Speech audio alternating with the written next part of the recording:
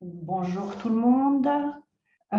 Bienvenue à cette séance d'information sur la mobilité académique. Donc, j'espère que vous avez déjà obtenu des informations intéressantes sur le programme d'études dans les différentes facultés. La séance qui nous intéresse va vous donner des informations sur les possibilités de partir en échange pendant votre cursus universitaire. Donc, une spécificité de l'Université de Genève, c'est de vous offrir la possibilité de partir étudier à l'étranger dans le cadre de vos études à l'Université de Genève. Nous vous offrons la possibilité d'aller étudier dans une université partenaire à l'étranger pendant un semestre ou 2 semestres dans le cadre de vos études. Il s'agit de suivre des cours dans cette institution partenaire en lien avec le cursus que vous avez choisi à l'Université de Genève. Vous suivez les cours à l'étranger, vous passez les examens à l'étranger, mais la mention de cette expérience à l'étranger est dans votre diplôme à l'Université de Genève. Vous n'obtenez pas un diplôme de l'université partenaire. Pourquoi partir en mobilité? Il y a différentes raisons qui peuvent vous faire choisir cette expérience. D'abord, la possibilité d'expérimenter une culture différente. Suivant le pays que vous choisissez, ça peut vous permettre d'approfondir une langue étrangère. Une fois que vous êtes sur place, vous êtes en contact avec des étudiants de cette institution, d'autres institutions, et également vous faites connaissance avec le corps enseignant de cette institution dans laquelle vous faites votre échange, ce qui vous permet d'étendre votre futur réseau professionnel. Et puis surtout, enrichir votre CV, une ligne dans votre CV qui indique que vous avez étudié pendant un semestre ou 2 à l'étranger est très appréciée par les employeurs. Ou partir en mobilité, vous pouvez partir en Suisse, dans toutes les universités suisses et les 2 écoles polytechniques fédérales. Vous pouvez faire un semestre ou 2 dans une de ces institutions. Vous pouvez partir en Europe. On a du monde qui part en Allemagne, en Espagne, en Italie. Et puis, vous pouvez partir aussi hors Europe. On a des collaborations en Amérique, en Asie, en Afrique, en Australie, dans plusieurs continents. Si vous voulez déjà consulter les différentes possibilités de partir en mobilité, vous pouvez vous rendre sur notre site internet unige.ch/panorama. Vous y trouverez toutes les informations des institutions avec lesquelles vous pouvez partir en mobilité. Si vous vous connectez donc sur le panorama, vous tombez sur cette page d'accueil. Vous pouvez choisir le pays dans lequel vous pouvez partir en mobilité. Vous pouvez choisir la faculté qui vous intéresse. Et une fois que vous avez cliqué sur le bouton rechercher, vous obtenez la liste des institutions dans le pays en question avec laquelle la faculté a des accords. Là, on a pris un exemple au Canada. La plupart des accords de collaboration sont ouverts à toutes les facultés, mais on voit par exemple qu'on a un accord avec l'Université de Laval, la faculté de droit, qui est ouvert uniquement aux étudiants de droit de l'Université de Genève. Donc, je vous invite, après cette séance, à prendre un moment pour aller consulter un petit peu les différentes destinations qui peuvent être offertes aux étudiants de l'Université de Genève. Nous avons énormément de partenariats dans le monde entier. Plus spécifiquement pour la mobilité, nous avons 274 institutions dans 27 pays en Europe avec lesquels nous avons des accords. Et au niveau extra-européen, nous avons des accords dans 34 pays avec 120 institutions dans tous les continents, ce qui vous permet vraiment d'imaginer un séjour de mobilité dans des endroits très variés.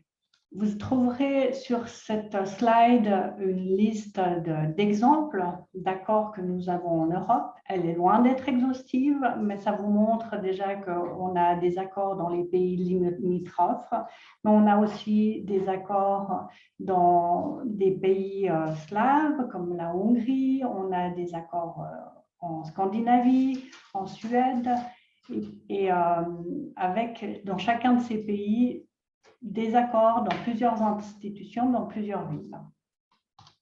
Au niveau mondial, on a également des accords donc, dans tous les continents. Par exemple, en Australie, on a des accords à Sydney, Canberra, à Melbourne.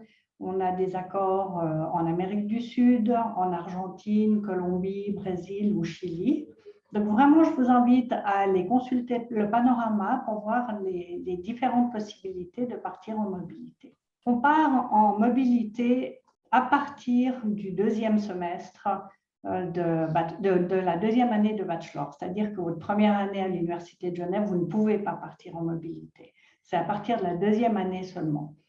Sur toutes les destinations que nous offrons pour partir en échange, on a un nombre de places limitées, ce qui signifie qu'il peut y avoir concurrence sur les destinations que vous aurez choisies. La sélection des dossiers se fait sur la base des notes, des CV, des lettres de motivation, et c'est vraiment les meilleurs dossiers qui permettent de partir sur les choix indiqués. On demande également une connaissance suffisante de la langue du pays d'accueil si les cours ne sont pas donnés en français. Donc, il se peut qu'on vous demande un niveau de langue, soit un TOEFL, soit un IELTS, soit peut-être en Allemagne le certificat Goethe. Quand partir en mobilité, donc la première année de bachelor, il n'y a pas de mobilité. À partir de la deuxième année de bachelor, on peut avoir une mobilité autorisée, recommandée, comme au Global Studies Institute, ou obligatoire, comme à la faculté de traduction et interprétation. Vous pouvez constater que durant votre bachelor, donc en deuxième année de bachelor, si vous êtes en faculté de droit, vous pouvez partir en mobilité en Suisse. Et à partir de la troisième année de bachelor, vous pouvez partir hors Suisse. Les étudiants qui sont intéressés par un cursus en médecine partent en sixième année, donc ce qu'on a mis dans le tableau comme troisième année de master. Vous pouvez partir 2 fois en mobilité, sauf en médecine. Vous pouvez partir une fois pendant votre bachelor et une deuxième fois pendant votre master si vous faites votre cursus complet à l'Université de Genève. Si vous êtes par exemple intéressé par des cours en anglais, donc d'abord j'aimerais quand même spécifier qu'une mobilité c'est bien plus qu'un séjour linguistique, c'est le fait d'aller suivre des cours dans une autre institution dans le domaine d'études que vous avez choisi. Si vous choisissez de suivre des cours en anglais pour améliorer votre anglais ou parce que l'anglais est la discipline que vous avez choisi d'étudier, vous pouvez bien sûr partir dans les destinations standards que sont le Royaume-Uni, l'Amérique du Nord ou l'Australie. Mais on a aussi la possibilité de suivre des cours en anglais dans les pays scandinaves, aux Pays-Bas, en Europe de l'Est et aussi en Asie, par exemple en Chine, en Corée du Sud ou au Japon. Donc vraiment, ne limitez pas votre recherche aux destinations traditionnelles anglophones. D'un point de vue financier, une mobilité implique d'avoir un certain budget quand même, puisqu'il s'agit de partir de Genève ou de partir de la Suisse pour aller vivre un semestre ou 2 semestres à l'étranger. Dans le budget, il faut bien sûr tenir compte du transport, du logement et du coût de la vie sur place. Par contre, le gros avantage, c'est que vous restez immatriculé à l'Université de Genève. Vous payez les taxes fixes de l'université, c'est-à-dire 65 francs par semestre au lieu de 500 francs, et vous ne payez pas les taxes de l'université à l'étranger. Quand on imagine qu'on va étudier dans une institution nord-américaine où les taxes d'inscription sont de 30 000 $ par semestre et que finalement on peut étudier dans cette institution mais payer seulement 65 francs, c'est vraiment un énorme avantage. Pour les personnes qui choisissent de partir en mobilité en Europe, on offre une bourse d'environ 1 300 francs par semestre. Cette bourse est automatique à condition que l'institution fasse partie du programme Erasmus+. Les personnes qui choisissent de partir en mobilité en Suisse, par exemple à Zurich, donc qui ont un changement de langue dans leur institution qu'ils ont choisie, ont droit à une bourse de 1 000 francs par semestre.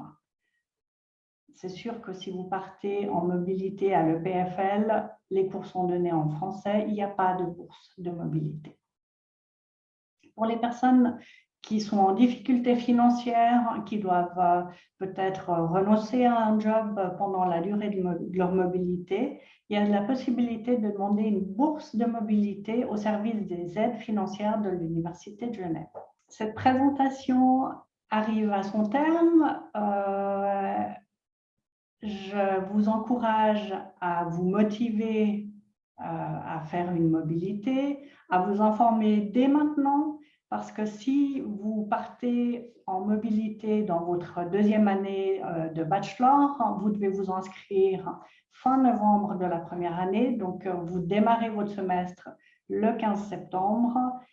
Vous avez 2 mois et demi pour préparer votre dossier, donc on vous encourage fortement à vous organiser à l'avance et à déjà commencer à préparer votre dossier, là par exemple en 4e année de collège. Vous trouvez davantage d'informations sur notre site internet, des informations sur les procédures d'inscription, le lien sur le panorama et d'autres informations plus détaillées si un échange vous intéresse et si vous êtes déjà dans une réflexion assez aboutie sur les possibilités d'échange au moment où vous serez à l'université. Je vous rappelle que nous avons énormément d'accords avec des institutions partenaires dans le monde entier, environ 750 accords qui vous permettent de partir en mobilité. Donc, connectez-vous sur le panorama et regardez quelle institution pourrait vous intéresser.